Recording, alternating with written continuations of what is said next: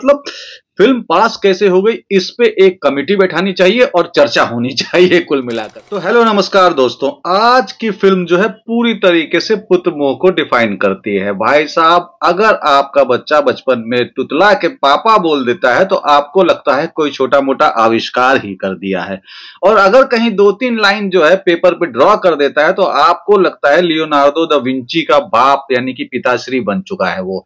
इसी तरीके से भाई साहब, जिस फिल्म की मैं बात कर रहा हूं वो समझ ही गए होंगे आप लोग, सरजमीन की बात कर रहा हूं। बोमन ईरानी जैसा महान कलाकार भाई साहब, उनके मुंह को ही देख करके, उनकी रिस्पेक्ट को देख करके ही इस तरीके की स्क्रिप्ट जो है अप्रूव हुई होगी जियो हॉटस्टार में। और भाई साहब आप सोचिए कि 2 स्टार पुत्र हैं इसमें, एक सैफ अली खान साहब के नवाबजादे यानी कि इब्राहिम अली खान, और दूसरे छोटे ईरानी साहब। तो अब भाई साहब आप सोचिए कि इन दोनों को बोलते हैं ना, जैसे कि हम लोग कि भाई स्टार पुत्र हैं तो लॉन्च हो जाएंगे, लेकिन अगर आप देखें तो अब कोई भी, नवाब साहब चाहे तो बहुत अच्छा लॉन्चिंग कर सकते थे, बड़ी स्क्रिप्ट, बड़ी कहानी, बड़ा स्पेक्ट्रम, बहुत सारे, लेकिन पहली फिल्म भी उनकी वैसे ही छोटी मोटी फिल्म थी ओटीटी के लिए इब्राहिम की, और दूसरी फिल्म भी उनकी छोटी मोटी ही फिल्म है जो कि ओटीटी के लिए ही। हाँ, वो अलग बात है कि काजोल है, पृथ्वीराज है, बड़े स्टार्स हैं इसमें, लेकिन अगर देखा जाए तो उस हिसाब की लॉन्चिंग नहीं है इनकी, ना मोमन ईरानी साहब के, कायज ईरानी ऐसे ही शायद कुछ नाम है उनका, कायज ईरानी की, ना ही जो है इब्राहिम की।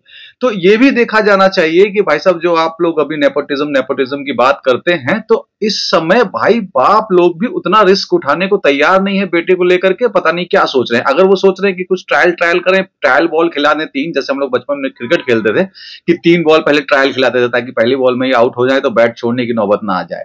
तो 30 गेम में जो है ना 3 ट्रायल बॉल्स नहीं खिलवा सकते आप, क्योंकि ओटीटी पे जब 2-3 फिल्में थकेली देख लेते हैं ना, तो फिर वो स्टार आगे जाकर के कितना ही बड़ा काम कर ले, बहुत मुश्किल होता है आगे जाकर के उभरना। कुछ ही लोगों के नाम है जो 2-3 फिल्में शुरुआत में फ्लॉप देने के बाद आगे जाकर के हिट हुए। तो ये आज के भाग दौड़ के एरा में, जहां रील्स देख करके 10 सेकंड 15 सेकंड में लोग डिसाइड कर लेते हैं कि इसको फॉलो करना है, किसकी रील्स देखनी है, उसमें इस तरीके का ट्रायल एंड एरर मेथड कितना अच्छा है वो तो भगवानी मालिक, मेरे हिसाब से नहीं अच्छा है। अब आते हैं सरजमीन की कहानी पे। बहुत ही छोटा सा एक लाइन में कहानी को डिफाइन कर दूंगा कि अगर आपने शक्ति फिल्म देखी है अमिताभ बच्चन की और ग्रेट दिलीप कुमार साहब की बात कर रहा हूं मैं, तो बस उसी फिल्म को थोड़ा बहुत हेर फेर के आप इसमें डाल दीजिए तो लगभग वही फिल्म है। बस आखिर में काजोल के जो है कैरेक्टर को स्ट्रांगली, आप समझ लीजिए कि स्ट्रांग बताने के लिए, या काजोल के कैरेक्टर को थोड़ा सा ट्विस्ट और थोड़ा सा वैसा देने के लिए कि भाई कुछ महान कार्य कर दिया गया है, वो बस एक थोड़ा सा इसमें है जिसका कोई मतलब नहीं होता। बस वो ऐसा है कि भाई मैंने कह दिया ऐसा है तो आप मान लो, बस उसी तरीके का है मामला। तो फिल्म में जो है बहुत बड़े देशभक्त कर्नल साहब पृथ्वीराज जी के बेटे हैं, सैफ अली खान साहब के बेटे, और उनके साथ कुछ ऐसा होता है जिसकी वजह से उनकी मन में डाल दिया जाता है आतंकवादी द्वारा कि भाई एंटी बाप बना दिया जाता है।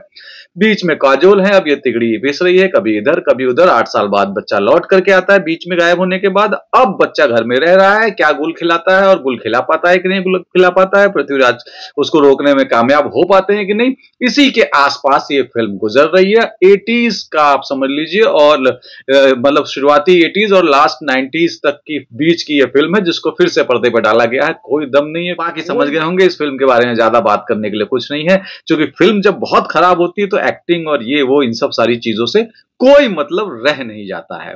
तो इतना ही है, फिल्म के साथ क्या करना है समझ ही गए होंगे आप लोग। तो अगर आपने मेरा ये वीडियो पूरा देखा है गुरु, तो बहुत ही अच्छे और सच्चे लोग हैं, बड़े महान क्रांति वाला काम करेंगे आप लोग। फिर आइएगा इसी चैनल पे। थैंक यू, धन्यवाद। सब्सक्राइब मार के निकलिएगा।